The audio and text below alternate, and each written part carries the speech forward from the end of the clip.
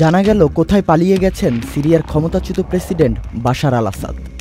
অনেক জল্পনা কল্পনা শেষে খবর পাওয়া গেল আসাদ কই আছেন। আসাদের বিমান আকস্মিক রাডার থেকে অদৃশ্য হয়ে যাওয়ায় অনেকেই ধারণা করেছিলেন বিদ্রোহীরা বোধহয় বিমানে হামলা চালিয়ে ধ্বংস করে দিয়েছেন। কিন্তু রাশিয়ান রাষ্ট্রায়ত্ত গণমাধ্যম সূত্রে জানা গেল আসল খবর।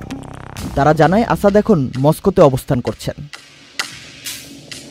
রাশিয়া হচ্ছে আসাদ সরকারের মিত্র। দীর্ঘ এই লড়াইয়ে আসাদের পাশে ছিল ইরান ও রাশিয়া।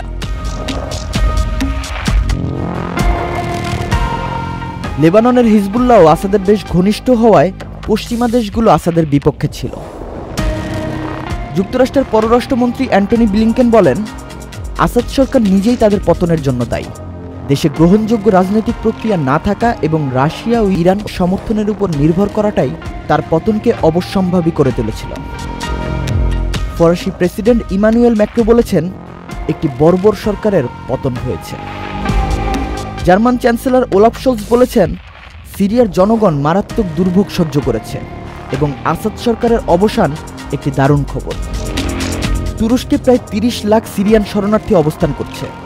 দেশটির পররাষ্ট্রমন্ত্রী হাকান ফিদান বলেন, তারা এখন নিজেদের দেশে ফিরতে পারবে।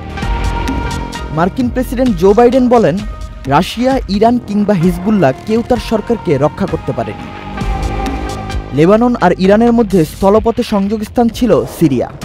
আসাদ সরকার তাদের বন্ধু হওয়ায় সে সুযোগও পেত, কিন্তু সিরিয়া বিদ্রোহীদের দখল হয়ে যাওয়ায় এই সুযোগ হারিয়েছে লেবানন, ইরান। ইরানের পররাষ্ট্রমন্ত্রী আব্বাস আরাগাসি স্থানীয় সংবাদ মাধ্যমকে বলেছেন, বিদ্রোহীরা যখন দামেস্কের দিকে যাচ্ছিল তখন ইরানকে কোনো হস্তক্ষেপের আহ্বান জানানো হয়নি। এটা মূলত সিরিয়ান আর্মির দায়িত্ব। আমরা নিজেরা একে আমাদের দায়িত্ব মনে করিনি। নবনির্বাচিত মার্কিন প্রেসিডেন্ট ডোনাল্ড ট্রাম্প বলেন, আসাদ সরকারের পতন মানে হল প্রেসিডেন্ট পুতিনকে এখন ইউক্রেনের সাথে দ্রুত যুদ্ধবিরতিতে রাজি হওয়া উচিত। সিরিয়া দখলের পর বিদ্রোহীদের নেতা আবু মোহাম্মদ আল জোলানি জনতাকে উদ্দেশ্য করে ভাষণ দেন।